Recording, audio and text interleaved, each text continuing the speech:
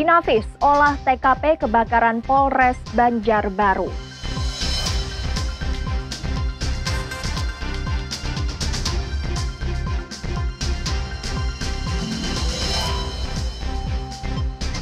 Menteri LHK pimpin apel siaga Karhutla di Kalimantan Selatan.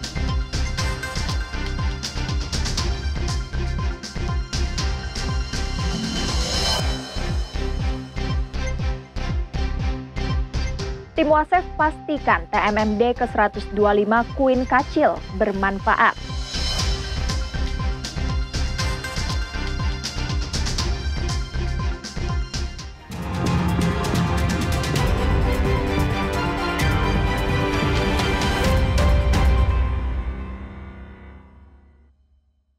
Halo, selamat pagi saudara. Senang kembali berjumpa dengan Anda di Kompas Kalsel hari ini, Jumat 8 Agustus 2025. Selain 3 sorotan utama tadi, kami juga memiliki beragam sajian informasi menarik lainnya. Bersama saya Priscilla Nicholas selama 30 menit akan menemani pagi hari Anda, hanya di Kompas TV, independen terpercaya.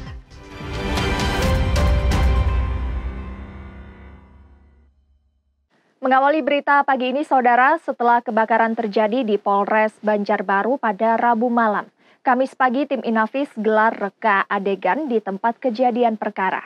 Saat ini polisi masih menyelidiki penyebab pasti dari kebakaran.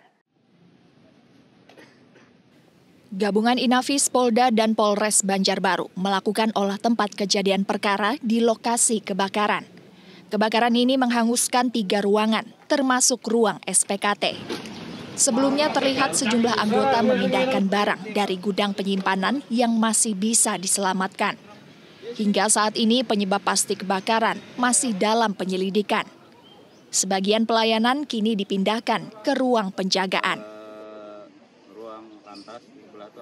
Untuk pelayanan SPKT tetap berjalan, dalam artian berjalan dialihkan ke ruangan penjagaan. Di depan ada ruang 110 dan juga di sebelahnya tetap dilayani untuk pelayanan pelaporan masyarakat mengenai SPKT.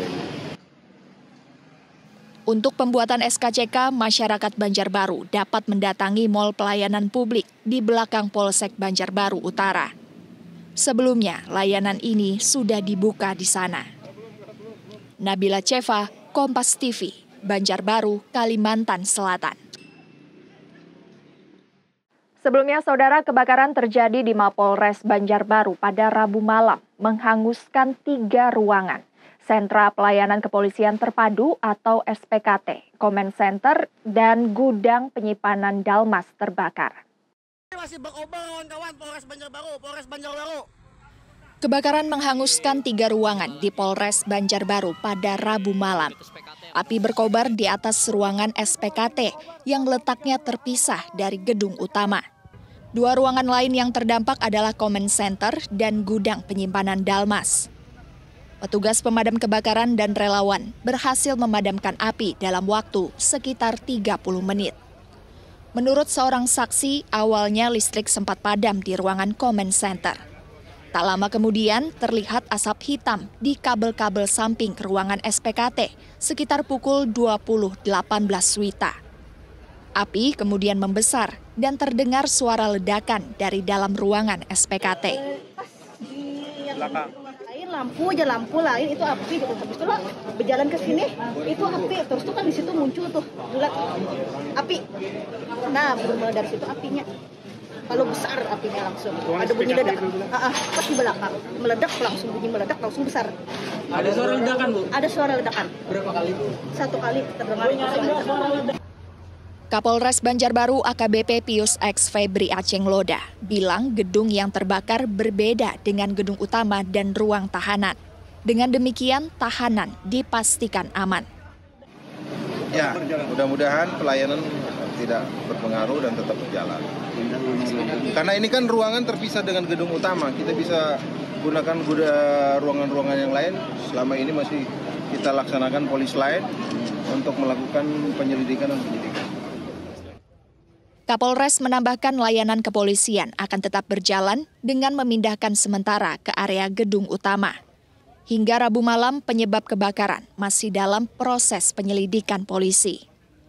Nabila Ceva, Kompas TV, Banjarbaru, Kalimantan Selatan. Pasca kebakaran yang menghanguskan 3 ruangan di Polres Banjarbaru pada Rabu malam, Kapolda Kalimantan Selatan dan Wali Kota Banjarbaru segera meninjau lokasi. Setelah api berhasil dipadamkan, Kapolda Kalimantan Selatan Irjen Pol Rosyanto Yuda Hermawan bersama Wali Kota Banjarbaru Ernalisa Halabi langsung meninjau kondisi Polres. Pemadam kebakaran Banjarbaru menurunkan 3 unit armada dan dibantu sejumlah relawan untuk memadamkan api. Begitu kita mendengar informasi ini, saya langsung mengontak dengan Kasatpol PP, BPBD sama sekda saya untuk turun sama-sama membantu bahwa di Polres ada informasi kebakaran. Kapolda Kalimantan Selatan mengarahkan agar audit dan investigasi menyeluruh segera dilakukan untuk mengetahui penyebab kebakaran. Namun apabila ada disebab hal yang lain, tentunya kita akan menelusuri, mencari akar masalah dan kita akan coba bersama-sama dengan PLN untuk dapat menyelesaikan dan mencari solusinya sehingga tidak terjadi di polres-polres lain. Jika penyebab kebakaran sudah diketahui, pihaknya akan mencari solusi agar kejadian serupa tidak kembali terjadi di seluruh Polres di wilayah Kalimantan Selatan. Nabila Ceva, Kompas TV, Banjarbaru, Kalimantan Selatan.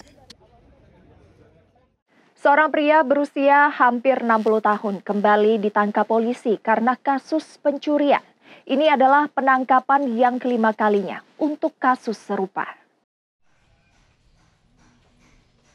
Polisi menangkap seorang pria residivis berusia hampir 60 tahun atas kasus pencurian. Pelaku ditangkap setelah Polsek Banjarmasin Selatan mendapat laporan dari korban di kawasan Bumi Indah Permai. Ini adalah yang kelima kalinya pelaku ditangkap dalam kasus serupa. Modus operandinya, pelaku akan berkeliling dengan sepeda motor, memantau rumah-rumah yang diduga kosong, lalu beraksi saat memastikan tak ada penghuni di rumah tersebut. Keterangan dari pelaku, memang ada beberapa TKP yang diakuinya, antaranya ada 3 TKP, yaitu di Pensuni, di Komplek Azam dan Komplek Arjuna. Kini pelaku ditahan di Mapolsek Banjarmasin Selatan untuk pemeriksaan lebih lanjut dan mempertanggungjawabkan perbuatannya. Abrar Effendi, Kompas TV, Banjarmasin, Kalimantan Selatan. Setelah jeda berikut, saudara akan hadir informasi mengenai Menteri LHK pimpin apel siaga Karhutla di Kalimantan Selatan. Informasi selengkapnya sesaat lagi.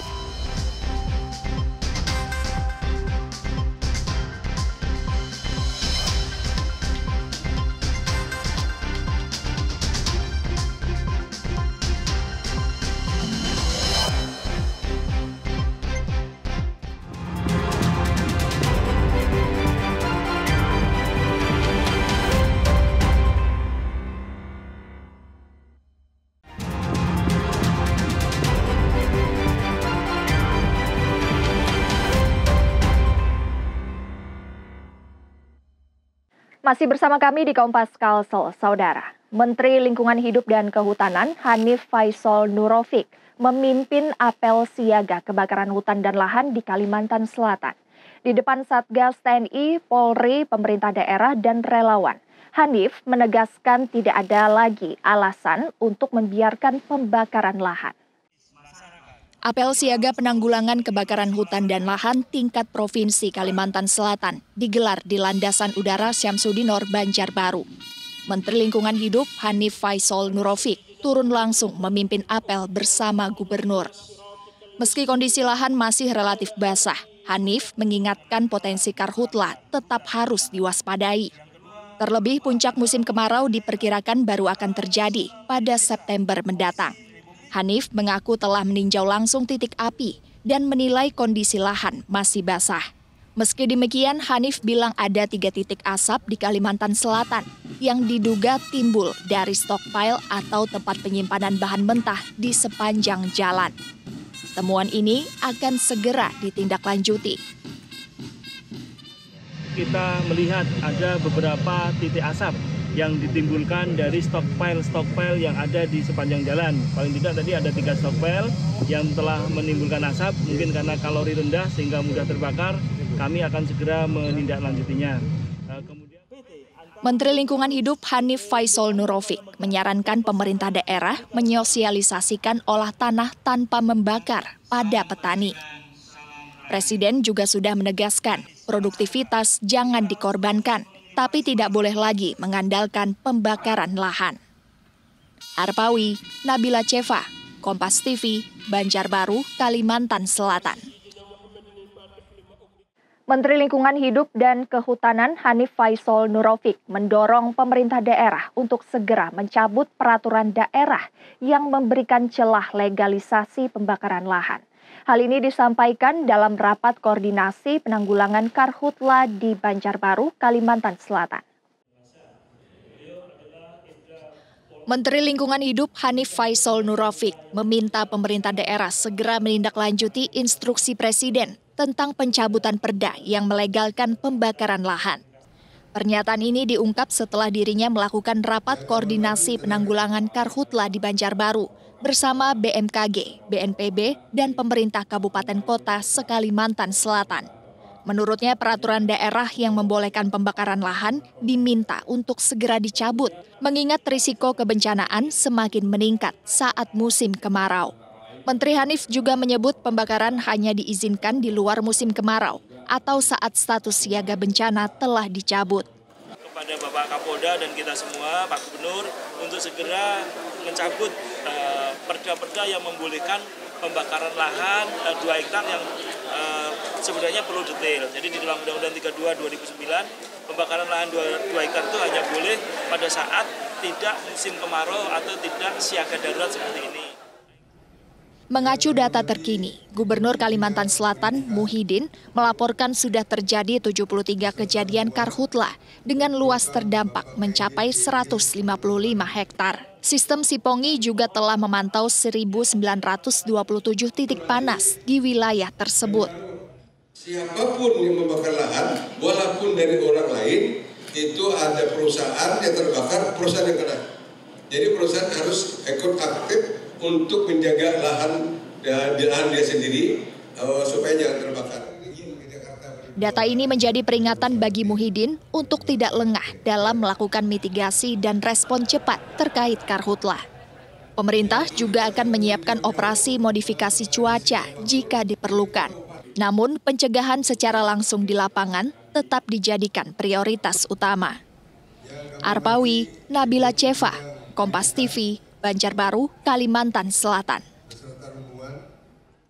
Akibat parahnya kerusakan akses jalan di pedalaman Kabupaten Mahakam Ulu, Kalimantan Timur, warga yang mengatasnamakan Gerakan Masyarakat Mahulu menggelar demonstrasi di depan kantor Gubernur Kalimantan Timur. Massa menuntut agar jalan segera diperbaiki. Setelah 80 tahun merdeka, akses jalan di pedalaman Mahakam Ulu, Kalimantan Timur masih rusak parah. Kondisi ini bertambah parah saat diguyur hujan. Jalan menjadi tidak bisa dilalui kendaraan. Tak kunjung diperbaiki pemerintah, Gerakan Rakyat Mahakam Ulu demo di depan kantor gubernur. Mengenakan pakaian adat dan membawa spanduk, massa menuntut jalan menuju pedalaman kampung segera diperbaiki. Ada permasalahan yang setiap tahunnya menjadi seperti hantu yang menghantui masyarakat di sana. Kemarau, akses jalan tidak ada, jadi kita ini kan keterbatasan gitu akses jalannya. Menanggapi hal itu, Wakil Gubernur Kalimantan Timur, Seno Aji, bilang tahun ini pemerintah sudah menggelontorkan dana sebesar 200 miliar rupiah untuk perbaikan jalan.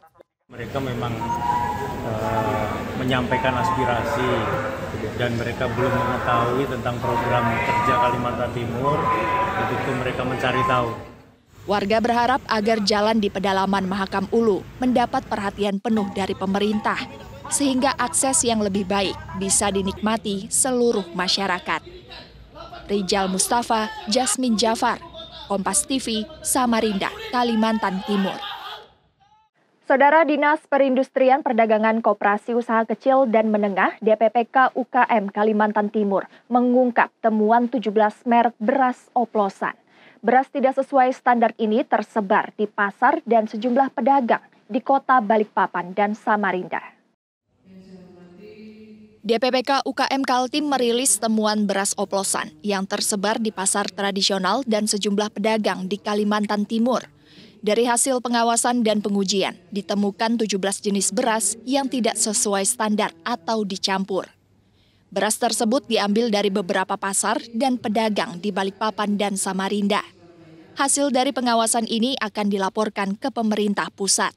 Rencananya, semua distributor beras akan diberikan peringatan agar tidak menjual beras yang tidak sesuai standar. Kita akan rapatkan bersama seluruh tim pengawasan tepat ini, kita akan rapatkan. Kemudian kita juga sambil menunggu kebijakan dari pusat. Meski begitu, Dinas belum menarik langsung beras oplosan tersebut. Hal ini dilakukan untuk menjaga stabilitas ketersediaan beras di pasaran. Rijal Mustafa, Jasmine Jafar, Kompas TV, Samarinda, Kalimantan Timur. Selanjutnya kami akan hadir dengan informasi. Tim Wasef pastikan TMMD ke-125 Queen Kacil bermanfaat. Informasi selengkapnya saudara setelah jeda berikut.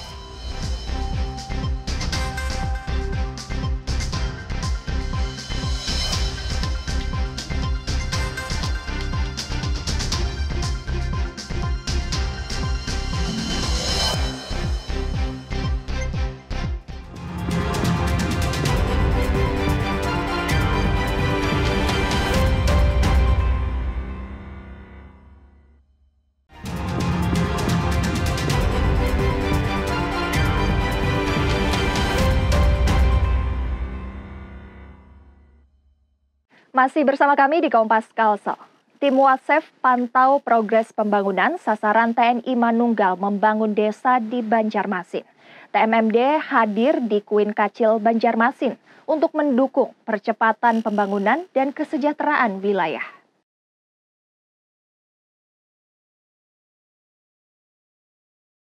Tim pengawasan dan evaluasi atau Wasef dari Mabes TNI menyambangi kawasan Queen Kacil, Kelurahan Mantuil, Kecamatan Banjarmasin Selatan.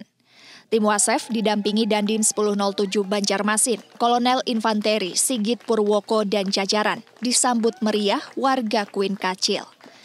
Kunjungan ini untuk memantau langsung progres pembangunan fisik dan non-fisik pada program TNI Manunggal membangun desa ke-125. Tim Wasef dipimpin oleh Waaster Panglima TNI, Brigjen TNI Bambang Hadi Suseno.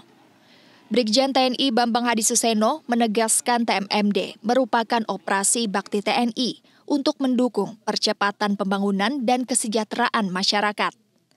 Brigjen Bambang menjelaskan TMMD memiliki dua sasaran utama, yaitu pembangunan fisik seperti perbaikan jalan dan irigasi, serta non-fisik seperti penyuluhan kesehatan dan wawasan kebangsaan.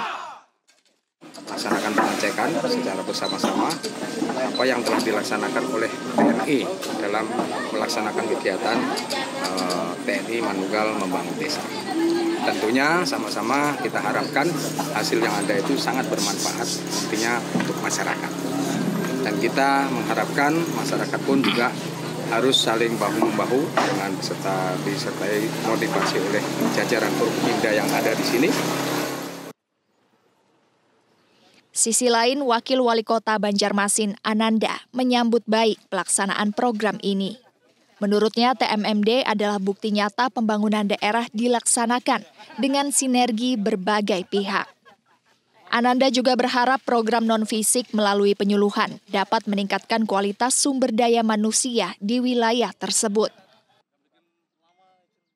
Dengan adanya TMMD ini bukti bahwa pembangunan itu tidak hanya bisa dilaksanakan oleh pemerintah daerah, tapi harus bersinergi dengan berbagai macam stakeholder. Sekali lagi terima kasih banyak Pak. Insya Allah yang sudah dibangun ini akan kita kembangkan, kita lanjutkan. Kunjungan ini menyatakan komitmen pemerintah kota dan Mabes TNI untuk memastikan TMMD berjalan sesuai rencana. Syamsul Alam, Kompas TV, Banjarmasin, Kalimantan Selatan. Suasana haru menyelimuti penyambutan prajurit Yonif 611 Awanglong yang kembali dari tugas. Prajurit TNI telah mengamankan PT Freeport Indonesia di Papua dari ancaman kelompok tertentu selama 9 bulan. Penugasan para prajurit Yonif 611 Awanglong di Papua kini telah usai. Para tentara bertugas di wilayah PT Freeport Indonesia, objek vital nasional selama 9 bulan. Kedatangan para prajurit disambut dengan tangis haru oleh keluarga dan anak-anak. Seperti Serda Gusti Ngurah Rai, mengaku selama bertugas hanya dapat menghilangkan rasa rindu melalui telepon atau panggilan video. Baik yang negatif, yang merugikan diri sendiri. Kalau mau rasa rindu ya via handphone kan sekarang sudah canggih, bisa video call dan segala macam. Ya tetapi namanya rindu ya tetap berat juga selama 9 bulan hampir setahun ditinggal. Pangdam 6 Mulawarman, Mayor Jenderal TNI Rudi Rahmat Nugraha mengapresiasi keberhasilan prajurit. Mereka sudah melaksanakan tugas di daerah sana selama 9 bulan dan alhamdulillah yang patut kita banggakan, mereka berangkat dan kembali dalam jumlah yang sama, sehat semuanya dan tidak ada kurang suatu apapun. Usainya tugas Yonif 611 Awanglong, bulan depan prajurit Batalion Infanteri 613 Raja Alam yang akan berangkat untuk tugas serupa. Rijal Mustafa, Jasmine Jafar, Kompas TV, Samarinda, Kalimantan Timur.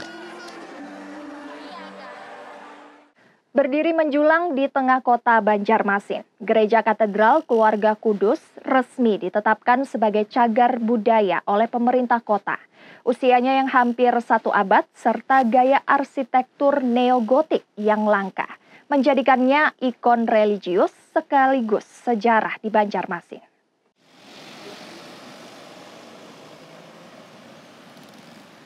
Gereja Katedral Keluarga Kudus, ikon sejarah dan spiritual Banjarmasin, kini mendapat status cagar budaya kota. Dibangun tahun 1936 oleh para misionaris Belanda dari kongregasi MSF, menjadi alasan utama bagi Mursalin, anggota tim ahli cagar budaya Banjarmasin, memberikan rekomendasi tersebut. Menurut Mursalin, menara gereja setinggi 17 meter ini adalah satu-satunya gereja di Kalimantan Selatan yang bergaya arsitektur neogotik, saksi perjalanan agama Katolik di wilayah ini. Gaya neogotik yang mewarisi arsitektur Eropa terlihat dari jendela-jendela beralur runcing dan dinding batunya, memperkuat nilai sejarah dan budaya hingga akhirnya ditetapkan dalam SK Wali Kota. Misalnya kayak jendela, kemudian menaranya, pokoknya ketahuan deh dari warnanya, pokoknya banyak sentuhan-sentuhan arsitektur ciri khas New Gothic kalau kita lihat jenis arsitekturnya. Pengakuan sebagai cagar budaya ini langkah penting dalam menjaga warisan budaya dan religi yang telah ada puluhan tahun lalu. Keputusan ini juga dianggap sebagai bentuk pengakuan atas keberadaan gereja Katolik dalam sejarah kota Banjarmasin. Sangat berterima kasih kepada pemerintah kota yang telah menetapkan gereja Katedral Banjarmasin ini sebagai salah satu situs yang menjadi cagar budaya di kota Banjarmasin ini. Ya, karena mengapa? Ya dengan demikian kan jejak sejarah keberadaan gereja Katolik di Kalimantan, terlebih di Kalimantan Selatan ini, itu ada pengakuan yang resmi dari pemerintah kota. Dengan status cagar budaya, pengelolaan gereja tidak bisa dilakukan sembarangan. Semua bentuk perubahan atau perawatan harus melibatkan koordinasi dengan pemerintah kota Banjarmasin. Arpawi, Kompas TV, Banjarmasin, Kalimantan Selatan. Saudara, rangkaian informasi tadi sekaligus mengakhiri perjumpaan kita di Kompas Kalsel hari ini. Saya Priscilla Nicola beserta kru yang bertugas mengucapkan terima kasih atas kebersamaan Anda. Selalu saksikan beragam sajian informasi terkini dan teraktual lainnya hanya di Kompas TV, independen, terpercaya. Sampai jumpa.